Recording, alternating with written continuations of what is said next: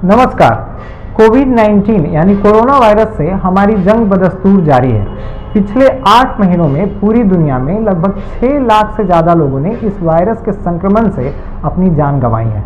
हालांकि कुछ देशों ने कुछ प्रभावी नीतियां अपनाकर इस वायरस के संक्रमण को काफ़ी हद तक रोक लिया है। अगर अकेले भारत की बात करें तो कोरोना के 11 लाख से अधिक मामले अभी तक दर्ज किए जा चुके हैं, जिनमें से 30,000 से ज़्यादा लोगों ने अपनी जान गंवाई है। सुनने में ये आंकड़ा थोड़ी राहत जरूर देता है, लेकिन हमें ये नहीं भूलना चाहिए कि इनमें से कुछ ऐसे भी थे जो कोरोना से बिल्कुल फ्रंट एंड पर लड़ाई लड़ रहे। कल यानी 20 जुलाई की बात करें तो कोरोना के 36,000 से ज़्यादा नए मामले दर्ज किए गए। अगर रोज आने वाले मामलों पर गौर किया जाए तो महाराष्ट्र, दिल्ली, तमिलनाडु के अलावा बिहार और उत्तर प्रदेश जैसे राज्यों में कोरोना का संक्रमण काफी तेजी से बढ़ रहा है। कोरोना शहरों से होता हुआ धीरे धीरे पूरे देश में अपना पांव पसार रहा है। कोरोना वायरस से बचाव के लिए बनाई जा रही कई वैक्सीन सभी ट्रायल फेज में ही है। दुनिया के टॉप रिसर्च संस्थानों और कंपनियों के बीच इसे पहले लॉन्च करने की होड़ लगी। ताजा मामला रूस का है, जहां से खबर आई कि वहां की एक संस्थान ने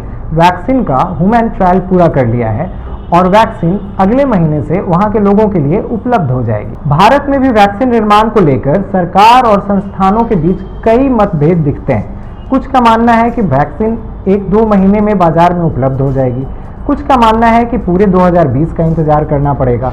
कुछ का मानना है कि आने वाले 15 अगस्त को ही वैक्सीन लॉन्च हो जाएगी। ऐसे में लोगों के पास वायरस से खुद को बचाने के लिए वही पुराना धोना, ढकना और दूर रहने वाला उपाय दिखाई देता है। ये उपाय वायरस के संक्रमण के शुरुआती दिनों से ही बताए जा रहे हैं और ये प्रभावशाली भी हैं। लेकिन देश में कोरोना वायरस के लगातार बढ़ते संक्रमण इस बात की तरफ साफ इशारा करते हैं कि हमने इन उपायों को नजरअंदाज किया है। अरे भाई, बड़े मस्त मौला है हम लोग, एकदम बिंदास रहते हैं, अच्छों से नहीं डरते। तो ये कोरोना कौन सी चीज है? कोरोना कौन सी चीज है? कोरोना कौन सी चीज है? हमारे पास हर सवाल का जवाब मौजूद रहता है। अरे पूछे तो कोई। हम में से कुछ ऐसे भी हैं जिनको अगर कोई कह दे कि मुंह ढककर चलो तो उसकी कुटाई तक कर देते हैं। और तो और हम ये मानते हैं कि हमारा डीएनए इतना मजबूत है कि कोरोना हमारा कुछ भी नहीं बिगाड़ सकता है। अगर आप भी कुछ ऐसा ही मानते हैं तो द आयर की तरफ से हाथ जोड़कर विनती है कि अभी भी वक्त है, संभल जाइए।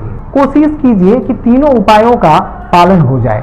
अगर धोना और दूर रहना बिल्कुल भी संभव नहीं हो पा रहा है तो कम से कम मास्क लगाना तो भूलिए ही मत। मास्क को लेकर हमारे आसपास कई तरह की भ्रांतियां फैली हैं, लेकिन WHO यानी वर्ल्ड हेल्थ ऑर्गेनाइजेशन ने मास्क के उपयोग के लिए गाइडलाइन जारी की है। N95 मास्क उन लोगों के लिए जरूरी है जिनके वायरस के संपर्क में आने की संभावना बहुत ही ज्यादा होती है, जैसे डॉक्टर, नर्सेज, दाह संस्कार करने वाले या फिर मरीजों के वैसे परिजन जो उनसे सीधे संपर्क में रहते हों। बाजार में कई तरह के मास्क उपलब्ध हैं, लेकिन आपको ऐसा मास्क चुनना है जिसको लगाने के बाद कोई ऐसी जगह ना हो जिससे हवा सीधे आपकी नाक तक पहुंच पाए। आप कपड़े से बना मास्क भी उपयोग में ला सकते हैं, जिसे बनाने के तरीके YouTube या अन्य साइट्स पर उपलब्ध हैं। अपना मास्क किसी को शेयर ना करें और नियमित रूप से उसकी सफाई करते रहें। आशा है आप सब हमारी बातों पर गौर करेंगे।